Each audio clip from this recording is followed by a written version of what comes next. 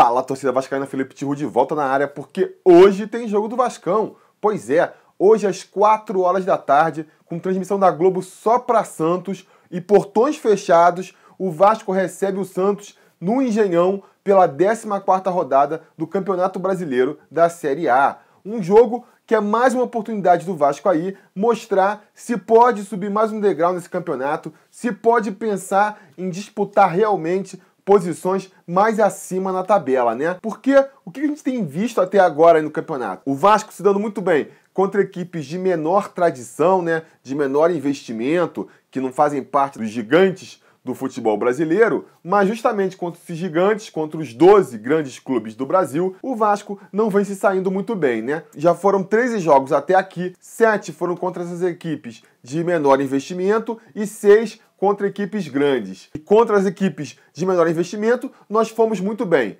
Ganhamos os 4 jogos contra elas em São Januário e jogando fora, perdemos um, empatamos outro e ganhamos um também. Eu sei que vai ter muita gente falando aí que o Vasco deu mole de perder para a Chapecoense lá em Chapecó, que deu mole de ter empatado com o Curitiba lá em Curitiba. Mas a verdade é que são jogos complicados, não é assim tão trivial vencer, não, né? É sempre complicado vencer fora de casa, ainda mais em sequência, mesmo nesses times mais fracos. Quem consegue fazer isso é time que está aí postulante ao título, não é mesmo? Mas então, desses 7 jogos, foram de onde saíram 16 dos nossos 19 pontos, a grande maioria. Contra os outros times grandes, dos 12 grandes, a gente teve 6 jogos. Foi contra Palmeiras, Corinthians, Grêmio, Fluminense, Flamengo e Botafogo, né? 6 jogos onde a gente já conseguiu ganhar do Fluminense, conseguiu ganhar um jogo só e perder os outros 5. Então, claramente, aí está o problema do Vasco, né? Quando a gente enfrenta uma equipe um pouco menos estruturada, com um pouco menos de qualidade, a gente consegue até fazer nosso futebol prevalecer. Agora, quando pega uma equipe mais arrumadinha, com um elenco um pouco mais técnico, a gente não consegue desenvolver nosso futebol. Ou pelo menos não vem conseguindo até agora, né? Hoje a gente vai ter mais uma chance aí de provar o contrário. Agora, hoje ainda tem novos desafios, outros desafios que não se apresentaram até agora. A gente vai jogar sem o Douglas mais no time, né? Um dos destaques do time foi vendido para o Manchester City, como vocês sabem. A gente não vai jogar mais em São Januário. Primeira partida aí com o mando do Vasco fora de São Januário. A gente não sabe ainda exatamente qual vai ser o impacto dessa mudança no time do Vasco. Então são grandes desafios. Eu sei, tá todo mundo muito empolgado por causa da goleada de quarta-feira, mas a gente tem que botar essa goleada em perspectiva também. Primeiro, por causa do que eu acabei de falar aqui, né? Foi um jogo contra uma equipe de menor investimento. O Vitória é um time que está lá na zona de rebaixamento.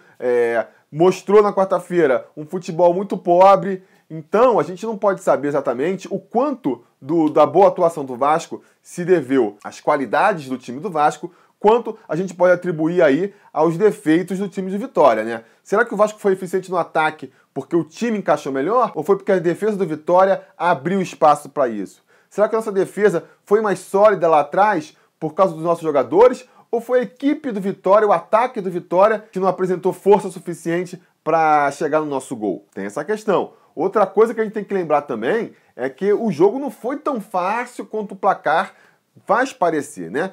De repente, terminou 4-1, parece que foi um jogão do Vasco, que o Vasco atropelou a Vitória, e quem assistiu o jogo sabe que não foi assim. Até ali os 30 do segundo tempo, estava um jogo tenso, estava empatado ainda, o Vasco conseguiu achar um golzinho ali, desempatar a partida. Aí o Alexandre Galo, técnico do Vitória, deu uma lá de Milton Mendes, tirou os volantes para botar atacante para ir com tudo para cima do Vasco. Essa tática raramente dá certo, não deu mais uma vez, abriu de vez a defesa do Vitória. E ali nos acréscimos, o nosso time conseguiu fazer mais 2 gols com os moleques aí da base, não é verdade? Por que eu tô relembrando tudo isso aqui agora? Porque depois do jogo ficou no ar aí uma ideia, uma tese de que o time titular devia ser o time que jogou contra o Vitória. Não, porque acertou o time, porque esse é o time que vai atropelar todo mundo aqui pra frente, e não é bem assim, né? Ninguém realmente pode acreditar que o time do Vasco se transformou numa máquina do dia pra noite, de uma rodada pra outra. Porque senão a gente vai concluir aqui que o que tava fazendo o time do Vasco ficar ruim, então era o Douglas, era o Nenê, era o Luiz Fabiano? Era esse que eram os problemas do time do Vasco? Não eram, né? Então, hoje, a gente vai ter até a chance de avaliar melhor aí o quanto essas mudanças no time foram circunstanciais, foram uma ajuda circunstancial ali e o quanto realmente fez o time do Vasco melhorar. Vamos subir então aí a escalação do Vasco para hoje, a provável escalação do Vasco, e eu vou comentando aí parte a parte para a gente debater o melhor time do Vasco. No gol, Martin Silva, não tem muito o que discutir, né? A zaga, o Paulão volta de suspensão aí e barra o Jomar. Vamos então de Rafael Marques e Paulão na zaga. Para mim muda pouca coisa, que nem eu falei no pós-jogo da partida contra o Vitória. Para mim os zagueiros do Vasco ali, você joga pro alto, quem cai de titular tá bom. O Paulão traz um pouco mais de experiência, impõe um pouco mais de respeito ao adversário do que o Jomar, com certeza. Mas chegar na hora que apertar lá atrás, a chance de um ou outro pisar na bola, entregar a paçoca para o adversário é mais ou menos parecida, não é verdade? Então a zaga ali fica mais ou menos do que a gente está acostumado a ver nesse Campeonato Brasileiro. Nas laterais vem a grande mudança. Ramon e Madison foram efetivados. Muita gente elogiou o futebol deles aí no jogo de quarta-feira.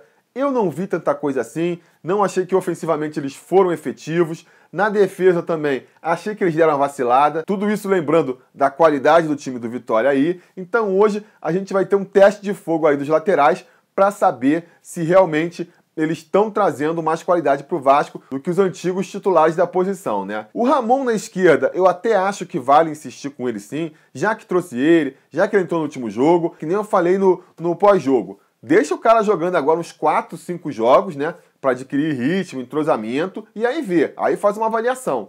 Se depois de 4, 5 jogos ele realmente estiver jogando pra caramba, seguro na defesa, bom no apoio, bem melhor do que o Henrique estava se apresentando, beleza, ganhou a posição. Se não, a gente precisa reavaliar. No caso do Madison, a gente poderia falar que a mesma lógica não fosse o caso da gente conhecer melhor o Madison, né? O Ramon, a gente pode ainda se agarrar aí na esperança de que ele, lá na Turquia, aprimorou seu futebol, voltou com a cabeça no lugar. Então a gente pode criar mais expectativa em cima disso. Agora, o Madison, a gente, há 3 meses atrás, estava assistindo ele jogar, né? Tá acostumado com ele de 2016, 2015.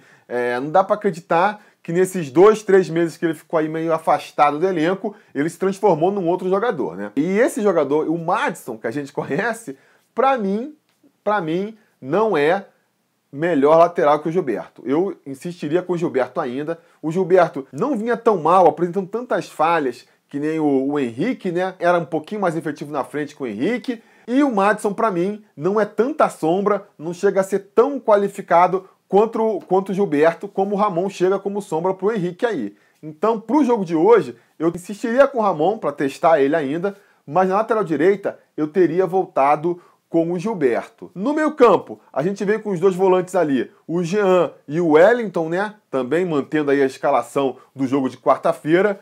O Bruno Paulista já está recuperado, mas vai ficar como opção no banco. Certo, até eu acho justo, porque vem de muito tempo parado, já foi pro sacrifício no jogo contra o Flamengo, estourou antes de acabar o primeiro tempo, né? Acabou se contundido antes de terminar o primeiro tempo. Então, não convém que agora, uma semana depois, já bote ele achando que ele pode jogar todo o tempo de novo. Seria arriscado. Então, deixa ele no banco. Conforme for, se o Wellington for muito mal, se o jogo pedir por um motivo ou por outro, ele entra no decorrer da partida, faz mais sentido.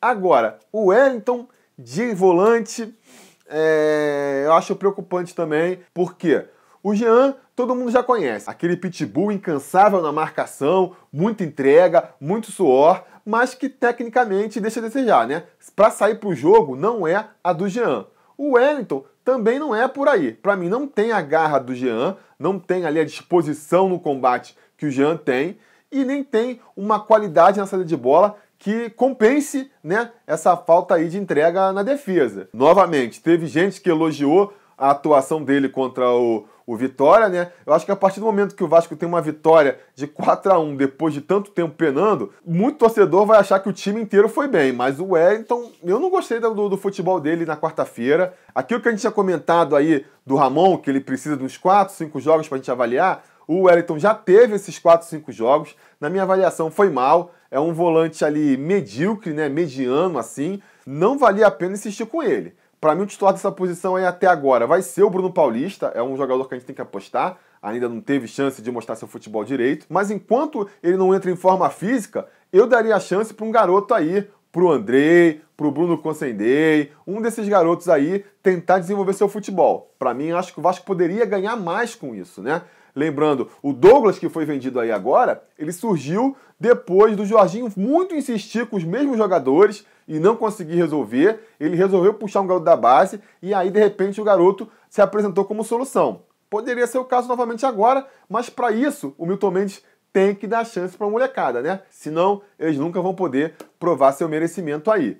Na frente, os 3 meio-campistas aí mais ofensivos vão ser o Nenê, que volta para o jogo, né? O Pikachu, tá sempre aí desde que o Milton Mendes virou o técnico. E a novidade é o Wagner, que vai ser mantido na titularidade. Quem acompanha aqui o canal sabe que eu boto muita esperança no futebol do Wagner. É um jogador que jogou muito bem no Cruzeiro, jogou muito bem no Fluminense, mas eu acho que não era a hora dele virar titular ainda não. Na minha cabeça, ele tinha que conquistar a titularidade no campo, porque até agora ele não jogou bola. Até agora, o Wagner é muito mais um nome do que o jogador em campo, né? Se fosse o Zé das Couves jogando, será que a galera ia estar enchendo essa bola dele? Me pergunto.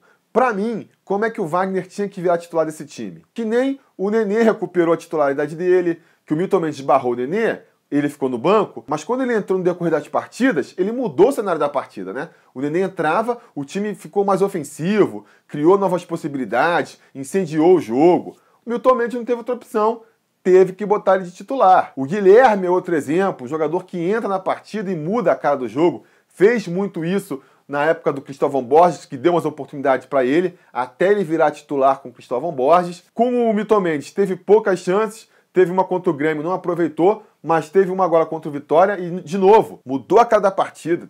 Eu esperava isso do Wagner, que ele fizesse uma ou duas atuações em que ele entrasse no segundo tempo e mudasse a cara da partida, sabe? E não é assim, tipo, que nem contra o Botafogo, que ele entrou, o time melhorou um pouco, né? A gente pode atribuir isso à qualidade do Wagner, à experiência dele de acalmar o jogo, beleza. Não, eu queria uma coisa assim clara. Que o maluco entra, ele cria jogadas, ele faz um lançamento ali, ele tenta um chute aqui, e aí o estádio inteiro, todo mundo tá assistindo, vê, pô, esse cara entrou e mudou o ritmo da partida.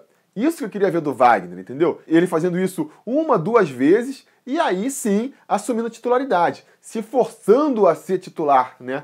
E não foi o que a gente viu. Ele não fez grandes partidas até agora. Eu acho que, de novo, teve gente que elogiou também o futebol dele contra o Vitória. Eu achei abaixo da média. Acho que rolou uma boa vontade ali de ver nele um futebol que ele ainda não apresentou. E repito, antes que falem que eu tô de perseguição, é um cara em que eu aposto no futebol. Sempre gostei do futebol do Wagner. Fiquei feliz quando ele veio pra cá. Mas ele tem que apresentar as coisas. A gente não pode ficar aqui só na nossa expectativa, né? Escalar ele confiando na nossa expectativa de que ele vá corresponder. Até porque, a partir do momento que você bota Wagner e Nenê no meio e o Luiz Fabiano lá na frente, né? Hoje não vai jogar, mas pro futuro, você tá deixando o time do Vasco muito lento, o time do Vasco com pouca mobilidade. Então, para compensar isso, tem que ter muito futebol aí, né? Entre os três, para compensar essa falta de mobilidade, essa falta de vitalidade que vai ter com eles em campo. E para terminar, na frente, que eu já falei aqui, o Thales vai substituir mais uma vez o Luiz Fabiano, que está contundido, ainda não se recuperou. O Thales vem entrando bem nas partidas aí, né?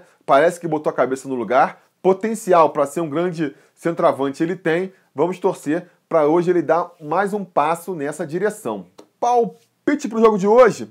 Hoje é um jogo realmente complicado de dar palpite. Eu não sei o que esperar do jogo de hoje. Até porque, que nem a gente já comentou aqui, por tudo que a gente já falou, são muitas variáveis, né? Muitas incógnitas. Será que o Ramon e o Madison realmente vão turbinar nossas laterais ali? Será que esse meio campo do Vasco aí, com o Wagner, o Wellington, o Nenê, o Jean e o Pikachu, vai ter aquela mobilidade que a gente espera, jogando aí contra uma equipe com meio campo um pouco mais técnico? Será que o Vasco vai sentir a falta da torcida, jogando no estádio de portões fechados? São os questionamentos que ficam. Por outro lado, o Santos também tem os problemas deles, né? Vendeu ali o volante deles, que era uma das partes importantes da equipe, não vai jogar. Estão entrando com um terceiro goleiro aí, que ninguém sabe direito quem é. Uma falha do goleiro pode decidir a partida para um lado ou para o outro, né? Então, são as perguntas que ficam. Enfim, tô curioso, não sei o que esperar, então vou torcer por uma vitória do Vasco, né?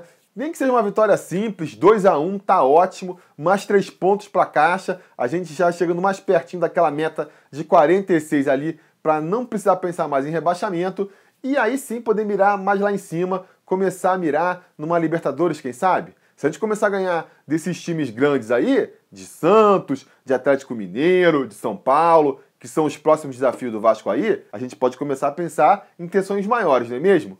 É o que eu penso, pelo menos. Diga aí nos comentários qual a sua expectativa para a partida. Não se esqueça de dar um like aqui no vídeo e assinar o canal caso você ainda não seja inscrito e de voltar mais tarde, porque se tudo der certo, depois do jogo a gente volta para comentar o resultado. Beleza? Tá combinado? A gente vai se falando.